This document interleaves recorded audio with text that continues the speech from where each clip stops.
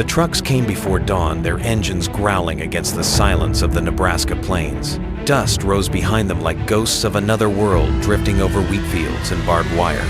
Inside, a dozen men sat shoulder to shoulder, hands on their knees, faces hollowed by desert wind and defeat. They were soldiers, once Rommel's men, veterans of North Africa. But now they were prisoners crossing a country they'd been taught to hate. The air smelled of soil and sunlight, not gunpowder. Every mile pulled them deeper into the heart of America, a place that felt impossibly calm for a world still burning. The guards didn't speak. The prisoners didn't ask. Only the hum of engines and the creak of wood filled the space between them. Then, as the first farmhouses appeared through the haze, something shifted. Painted on a roadside mailbox, a single name flashed by one that sounded painfully familiar. Another followed, and another. Names that belonged to them, to their fathers, to the same villages they'd left behind in Germany. Müller, Schneider, Bauer. The irony cut like a blade here across an ocean. Their own names stood proudly in American sunlight. The men stared through the flapping canvas, caught between disbelief and recognition. The enemy, it seemed, spoke their language and tilled the same soil. For the first time, they wondered if war had carried them not into captivity, but into a reflection of home. The truck rattled on toward Fort Robinson, where the line between enemies and brothers was about to blur forever. The sound of the engine lingered long after the truck stopped, a low metallic growl swallowed by the endless Nebraska wind. Dust still hung in the air, turning sunlight into a haze that shimmered across the plains. The men didn't move at first. They sat in the truck bed, gripping the wooden slats as if they were the last solid thing left in their lives. For weeks, the world had been nothing but motion ships, trains, trucks, each carrying them farther from the war they'd lost and closer to something they couldn't name. Their journey had begun in the deserts of North Africa under skies so bright they burned the eyes, where defeat had come like a storm-sudden blinding absolute. They remembered the day they dropped their rifles, the heat, the silence that followed, the disbelief that men who had once marched under Rommel's banner could be captured by soldiers half a world away. When the Americans took them, they expected cruelty. They'd heard rumors of camps in Siberia, of prisoners starved and beaten, of humiliation worse than death. But the ships that carried them west weren't filled with screams, they were filled with the low drone of engines and the creak of steel. They crossed the Mediterranean under guard, passed through Gibraltar, then into the Atlantic, where waves hit the hull like cannon fire. For weeks they slept in shifts on the cold floor of the transport, the air thick with salt and sweat. Every sound became a memory. The slam of a hatch, the groan of the ocean, until one morning the ship tilted differently. The air grew still, and the guards told them they'd reached land. America. They had imagined it as a caricature, factories, money, arrogance, but what they saw was coastline and trees. Later, through the windows of military trains, they saw towns, fields, and people walking dogs, children waving from station platforms. None of it made sense. Was this the enemy? The same country that had turned the sky over Germany, black with bombers, the same soldiers who had pushed them from Tunisia into surrender. Nothing in their propaganda lessons had prepared them for this. Days blurred together. The train moved through the heart of a continent too vast to grasp. Every state looked like a different world: forests, plains, mountains. The men whispered in German, trying to guess where they were, but the guards didn't answer. The only constant was the rhythm of wheels on rails, the sound of America breathing through steel and distance. Some prisoners began to mark days by the food they were given: white bread, meat, coffee, real coffee. It tasted almost decadent. One man joked bitterly that he'd eaten worse in uniform. Another muttered that Americans were feeding them to make them soft before killing them. Laughter died before it began. When they reached Fort Robinson, it didn't look like a prison. It looked like a small town wrapped in wire. Rows of wooden barracks stretched toward the horizon. Watchtowers stood at intervals, rifles glinting in the sun, but even the guards seemed relaxed, their uniforms dusty, their faces unguarded. The air smelled of grass and livestock, not gunpowder or oil. Beyond the fence there were barns, silos, and windmills, turning lazily in the distance. It was too normal. That was the strangest part. The men were issued clean uniforms, plain work clothes, not stripes. They were given bunks, blankets, food that didn't taste of desperation. Some tried to maintain discipline, saluting each other using ranks, as if the Reich still stood. But others stopped pretending. The war was half a world away. Here they were no longer soldiers. They were something in between, neither enemies nor citizens, not quite free, not yet forgotten. The uncertainty gnawed at them more than hunger ever had. At night the camp grew quiet, except for the wind pushing against the barracks. Men lay awake, staring at the ceiling, thinking of the lives they'd left behind. One thought of his bakery in Stuttgart, another of his father's fields in Württemberg. A few still whispered prayers for the Führer, but most prayed for home, though they weren't sure what home meant anymore. Letters were allowed censored but real. The first ones arrived weeks later, thin envelopes with trembling handwriting. Wives and mothers wrote about air raids, ration cards, missing brothers. One letter simply said, "The sky is red at night now." The man who received it folded it back into his pocket and didn't speak for days. Morning came with the clang of a bell. Roll call. The Americans counted heads, called names. Trucks waited beyond the fence. That was when the rumors started. Work details. Farm labor. The idea seemed absurd at first. Soldiers of the Afrika Korps sent to pick crops in the American Midwest. Yet, as the days passed, the pattern repeated. Each morning, groups of men climbed aboard trucks, guards with rifles following behind. The first time, most went in silence. No one knew where they were being taken or why. The road out of Fort Robinson stretched like a ribbon through endless fields. The landscape was alien, but beautiful. Wide skies, golden light, the scent of wheat and soil carried on the wind. For men who had spent months in desert dust, the green seemed almost unbearable. They watched it roll past the truck's canvas flaps, field after field, the occasional farmhouse or barn breaking the monotony. And then the silence began to change. The men started to notice things, details, names, patterns. Mailboxes lined the road, each with a name painted in black. Some were American, easy to dismiss, but others weren't. Muller, Schneider, Bauer. The truck jolted over a pothole, and one man muttered in disbelief, "Are we in America or Bavaria?" The guards didn't respond. To them, it was another work, run another day. But inside the truck, a storm had begun. The prisoners leaned forward, staring through the narrow gaps in the canvas. The names kept appearing familiar, impossible. Every few miles, another echo of home. It wasn't propaganda now. It wasn't rumor. It was real. Their own surnames painted across barns and silos, across the fences of people who looked nothing like enemies. For a long time, no one spoke. The weight of recognition was too heavy. In the still air, every man faced a truth he didn't want to see. They had been told that America was a land of corruption, of chaos, of soulless machines. But here, it was orderly, abundant, alive. And worse, it carried their names. The names of farmers, millers, smiths, the same professions their fathers and grandfathers had held before the war, turned them into soldiers. The truck continued toward the horizon, tires kicking up dust. In the distance, the first barns of their new worksite came into view. A white silo stood, tall sunlight blazing off its curved side. Painted across it large enough for all to see was another name that belonged to them. Some men looked away.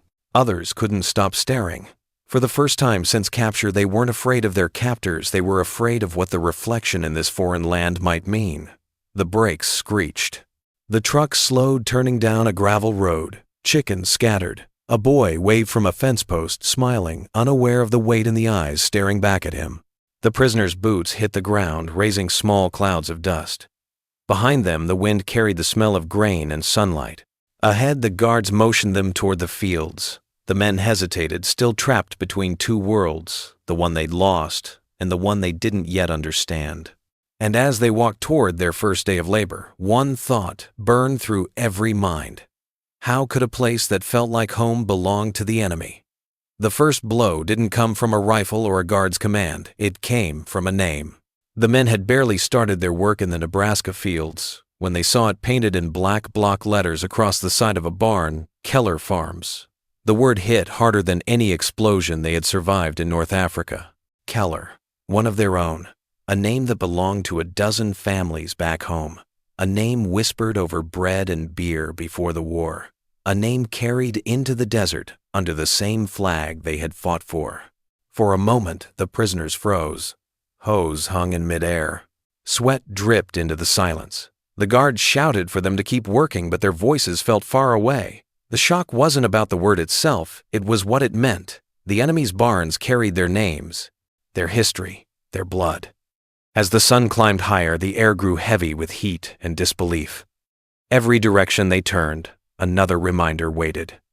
Mailboxes stenciled with Schmidt-Bauer-Mueller. A grain silo with Kraus written in bold red paint. It wasn't coincidence. It was everywhere. Each name felt like a mirror thrust in their faces. They had come to America believing it was another planet, decadent, arrogant, godless. Yet here on this quiet farmland were echoes of their own villages, their own ancestors.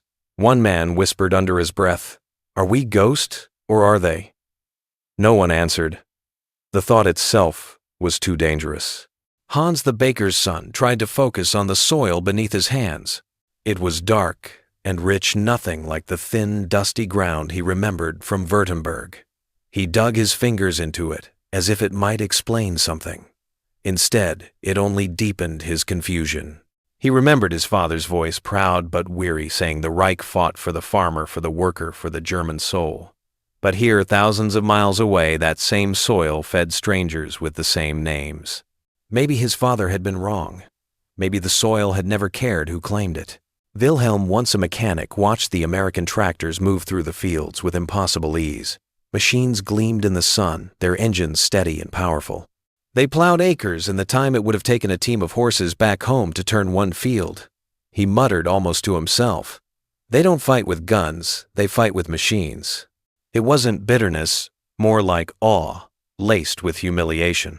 Around him, the men worked in silence, each struck by the same realization: the enemy's strength didn't come from cruelty, but from abundance. A guard offered them water from a canteen. It was a small gesture, casual even, but it disarmed them more than any weapon. The man who took the drink hesitated, expecting mockery or a trick. The water was cool, clean. He handed the canteen back without a word. The guard nodded once and walked away. That tiny exchange burned itself into memory. Mercy where they had expected contempt. Respect where they had been taught to see barbarism. It didn't fit the world they had been promised by propaganda or pride. It cracked something inside. At lunch, cardboard boxes arrived, marked neatly with each man's number. Inside were sandwiches thick with meat, fruit, and cartons of milk. The prisoners opened them in disbelief.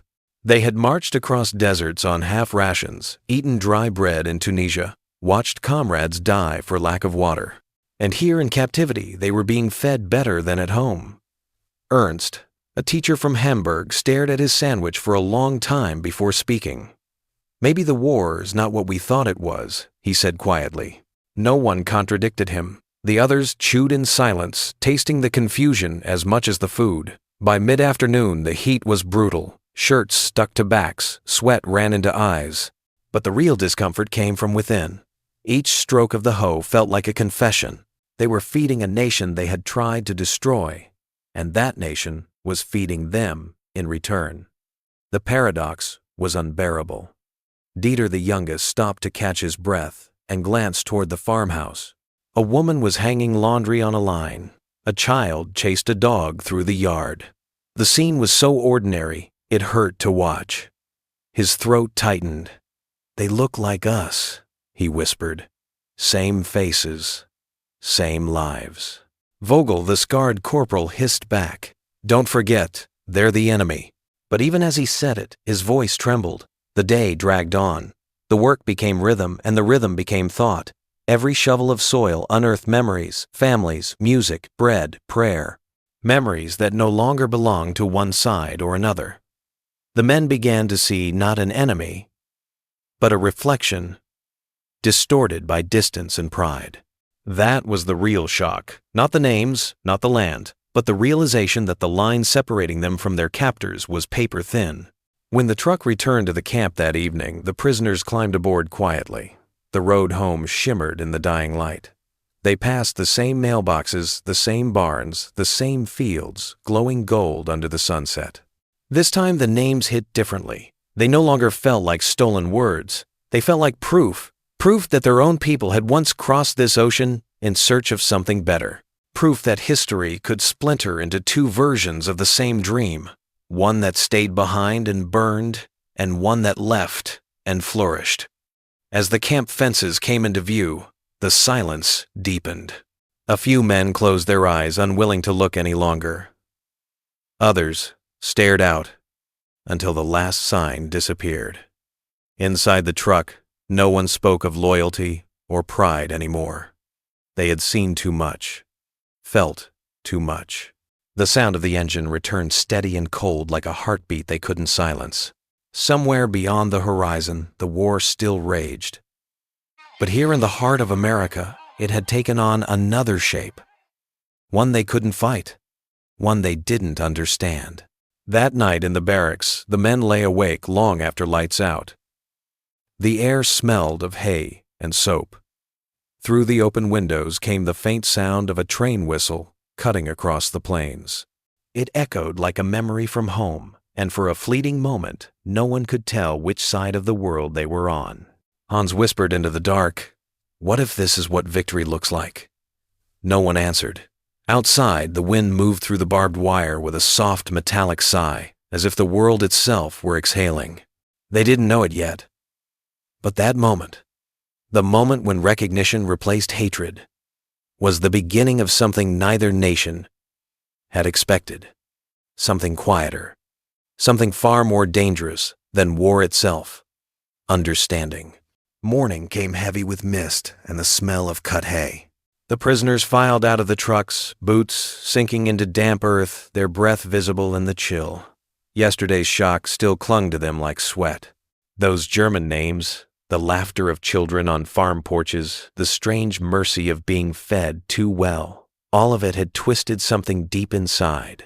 Yet as the sun rose, revealing miles of open fields brushed with gold, they saw more than names. They saw another world. The air was cleaner, the land richer, the machinery louder. The rhythm of American life moved with precision, like an orchestra tuned to purpose. It was nothing like home, and yet, hauntingly, it was. The first hours were filled with work, honest, back-breaking labor. They hoed rows of sugar beets, the earth soft and dark, crumbling easily under their tools. Each strike of the hoe released the smell of life, moist soil, green stalks, sunlight warming the leaves. It was a scent they had known since childhood, but here it carried no hunger, no fear of rations or shortages. In Germany, they had worked fields while sirens wailed in the distance, eyes lifted to the sky in dread of bombers. Here, the only thing in the sky was a hawk circling lazily above the fields. Even the silence felt different, thicker, safer. The guards stood at a distance, rifles slung loosely over their shoulders, talking quietly to one another. They weren't cruel, only watchful. One of them, a young man barely 20, wore a wedding ring and a look of boredom rather than hate. Every so often he'd glance at the prisoners, then back toward the horizon, as if wondering how he ended up here, instead of somewhere called Normandy or Anzio. The prisoners noticed that too. The Americans fought hard, yes, but they didn't seem to worship war the way the Reich had taught its sons to. To them, fighting was duty, not destiny. At noon, the work stopped. The sun had burned away the mist, leaving a blue so wide it felt almost unbearable to look at. Lunchboxes arrived again, sandwiches, apples, cold milk, and the men sat under the shade of a tree, too exhausted to question why their captors treated them with such civility. Across the field, a farmer's wife stood near the fence, wiping her hands on her apron, studying them without fear. Behind her, two children played with a dog, their laughter carried by the wind. For a long time, the prisoners watched in silence. Ernst, the schoolteacher, broke it first. "They live as if the war doesn't exist," he said. "As if the world beyond these fields isn't burning." No one replied, but everyone thought it. It was unbearable to know that somewhere across the ocean, Germany starved and cities crumbled. While here, the air hummed with peace.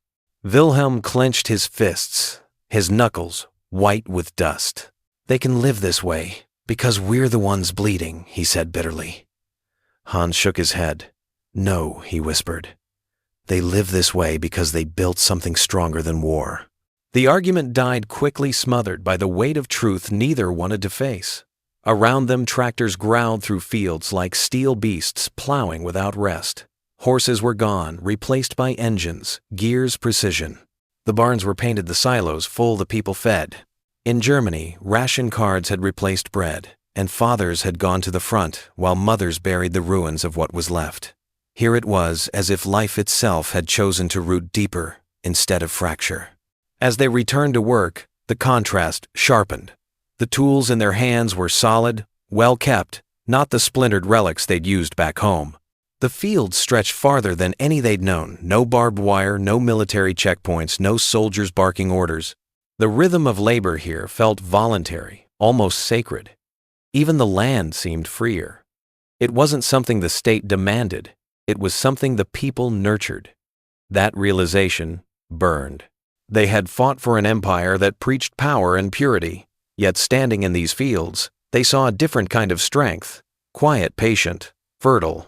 As the afternoon sun blazed down, one prisoner straightened his back and looked toward the farmhouse again. The American farmer stood by a fence post, wiping his brow.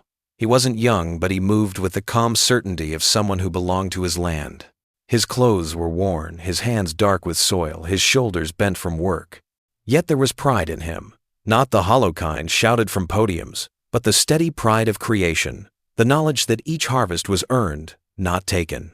The German stared suddenly, aware of the vast difference between the ideology that had consumed his nation and the simple dignity of the man before him. For the first time, he felt something close to shame. Later, when the work ended, the men gathered at the back of the truck, waiting to be counted. Dust clung to their clothes, sweat to their skin. One of them, Dieter, brushed a hand across his face and whispered, "I can't hate them anymore." Vogel, the scarred corporal, turned sharply. "You forget where you are. They are the enemy." But his voice lacked conviction. His eyes betrayed the same exhaustion, the same confusion that gripped them all. The word enemy no longer fit. Not after this. That night back in the barracks, the contrast grew sharper in their minds. Outside, the camp lights glowed soft against the wire insects humming in the grass. The guards walked their rounds, their silhouettes calm against the horizon. Inside, the men sat around their bunks, silent. Someone began humming a folk song from home, slow, mournful, familiar. Another joined in. Within minutes, the melody filled the room. The guards didn't stop them. Through the open window, an American soldier paused to listen. He couldn't understand the words, but the tone was unmistakable: sorrow, longing, memory. When the song ended, no one spoke. Hans finally murmured, "Maybe this is what happens when you lose not the fighting, but the forgetting." His words hung in the air, like smoke. Ernst replied softly, "Or maybe we didn't lose at all. Maybe we're just seeing what we never wanted to see." Outside, a train whistle sounded in the distance, long, mournful, endless. It cut through the stillness, carrying echoes of two worlds, one shattered by war, one untouched by it.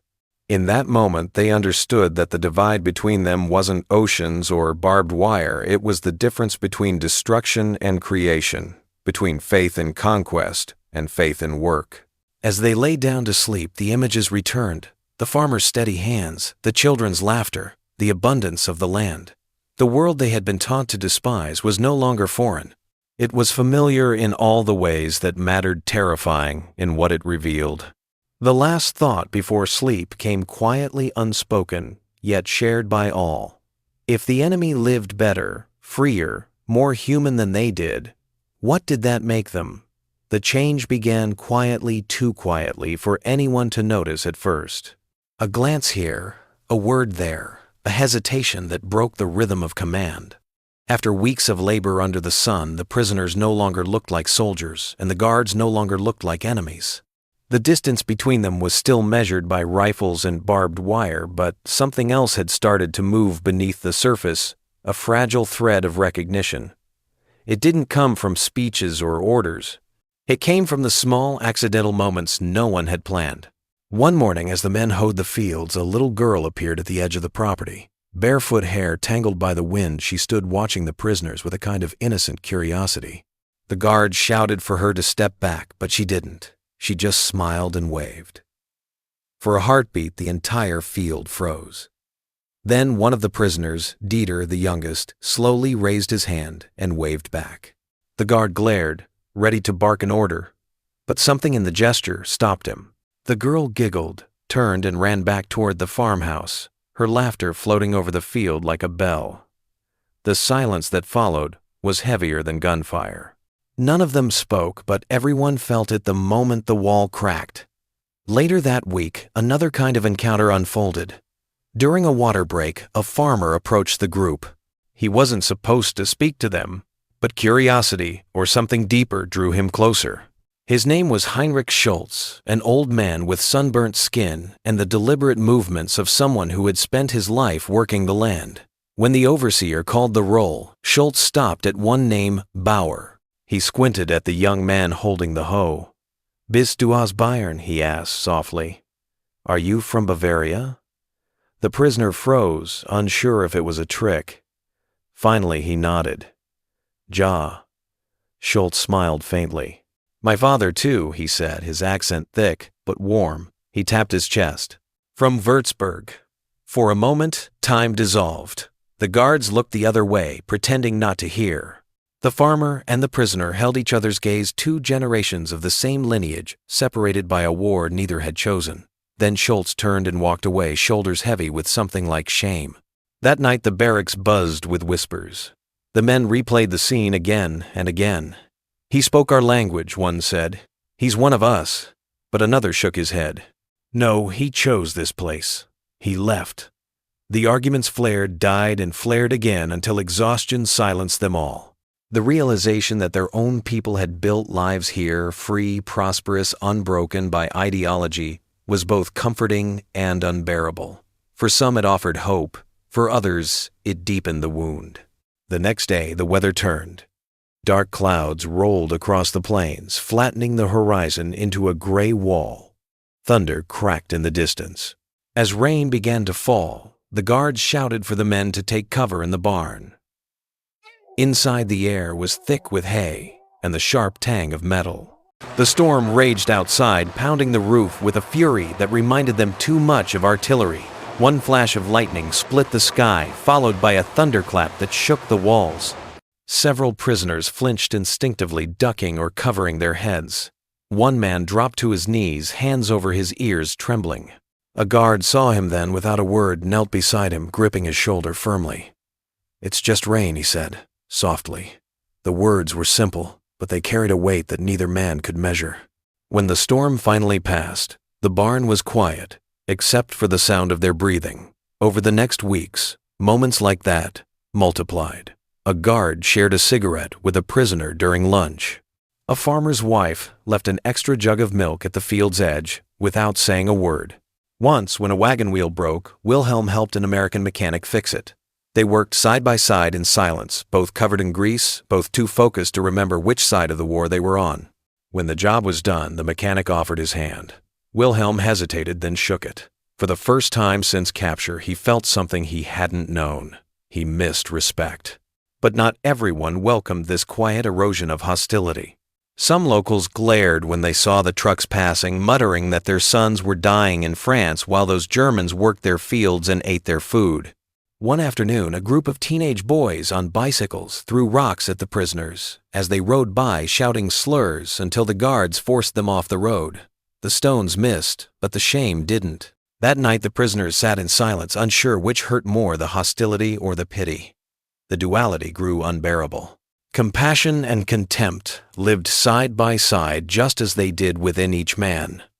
Even Vogel, the scarred corporal who once sneered at every sign of softness, began to falter. One evening he watched a guard lighting a lantern at the edge of camp. The man hummed a tune, low, steady, the same hymn Vogel's mother used to sing before bedtime. "A mighty fortress is our God." The melody pierced him like a blade.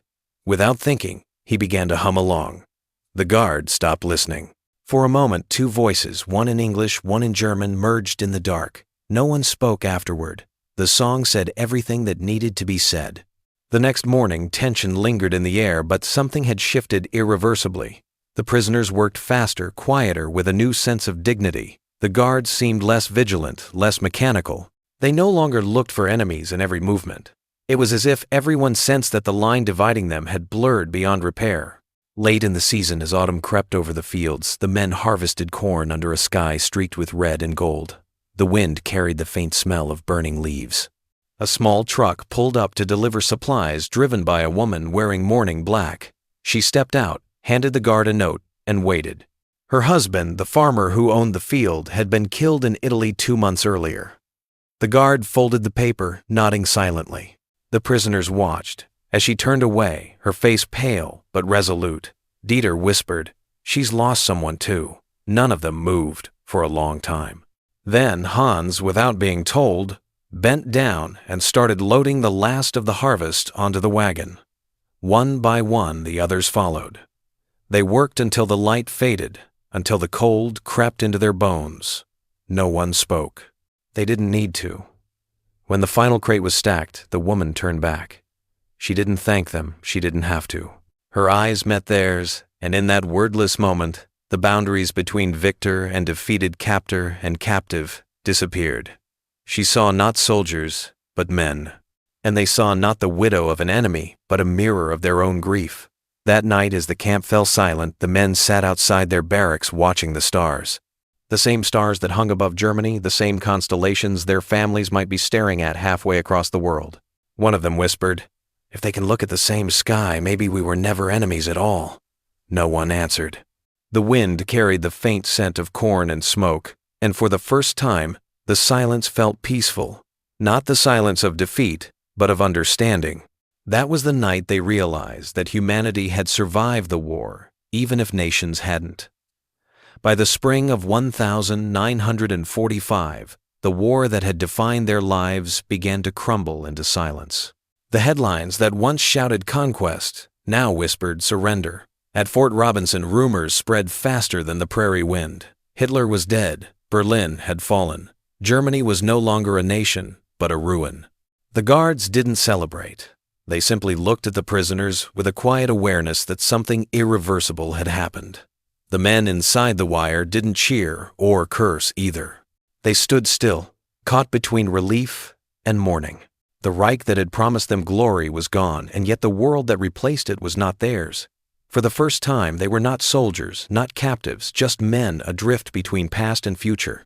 The morning after the official announcement, the bell rang as usual.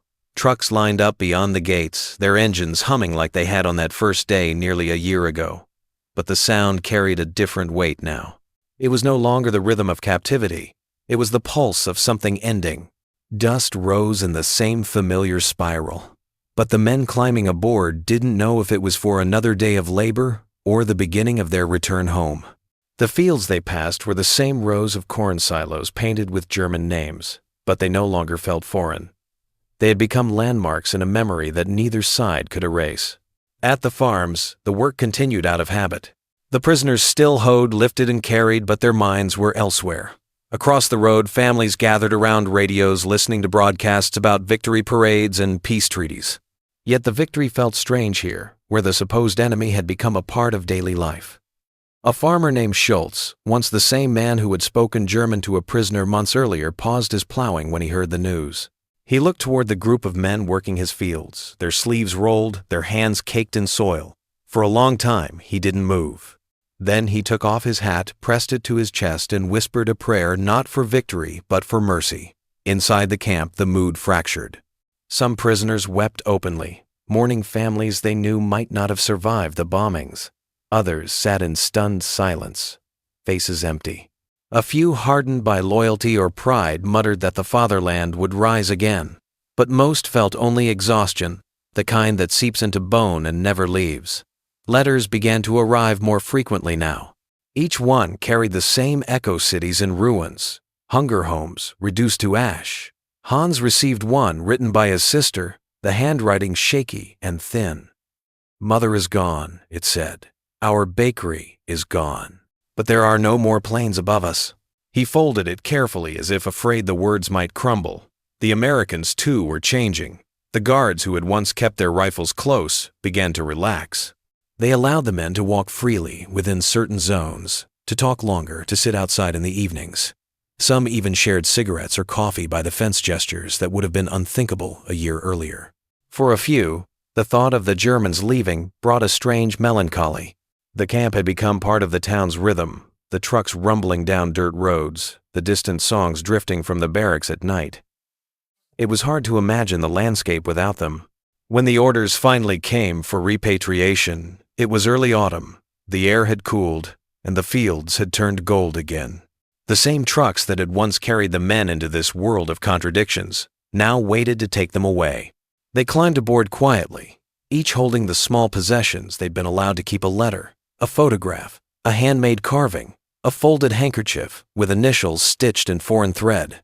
As the convoy rolled through the familiar roads, they saw the mailboxes again: Muller, Bauer, Schneider. And it struck them how much those names had changed their understanding of everything. They weren't just reminders of home anymore. They were symbols of possibility, proof that a person could cross oceans and still remain whole. At one of the farms, the truck stopped. Schultz and his wife stood near the gate waiting. The guards hadn't told them the schedule, but somehow they knew. The old farmer walked forward, his hat in hand. He stopped before Hans, the baker's son, and extended his rough, calloused hand. Hans hesitated, then took it. Danke, Schultz said simply. For your work. For your respect. Hans wanted to speak, to say something meaningful, but all he managed was a nod. The handshake lasted only a moment, but it carried the weight of everything: unsaid, regret, forgiveness, and a shared understanding that both had seen too much to ever hate again.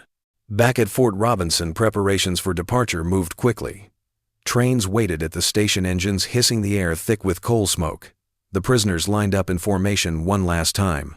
No rifles pointed at them now. The American flag flapped overhead, and for the first time it didn't feel like a symbol of defeat. It felt like a reminder of endurance. As the men boarded the train, one turned back for a final look at the camp. The watchtowers, the fences, the wide Nebraska sky. A year ago it had been a cage. Now it looked like the beginning of everything he had yet to understand. The journey back to Germany was longer than the one that had brought them. When they finally stepped off the ships, they walked into a country unrecognizable. Cities flattened, families, scattered hunger everywhere. Yet amid the devastation, a strange resilience flickered. Some of the men who had worked the Nebraska farms wrote letters back across the ocean. They wrote to the farmers who had treated them fairly, to the guards who had spoken kindly, to the people who had given them back a piece of their humanity. A few even returned years later, emigrating to the very land where they had once been prisoners. They built homes on American soil, planted crops in fields that no longer belonged to anyone but the earth itself. For those who stayed in Germany, the memory of Fort Robinson became a quiet legend, one they told their children not with bitterness, but with wonder. They spoke of the endless fields, of the kindness that had disarmed them more than war ever could, of the moment they realized that enemies were only reflections seen through the wrong light. And somewhere far from the ruins, the Nebraska wind still moved across those same farms. The mailboxes still bore the names Mueller, Schneider, Bauer.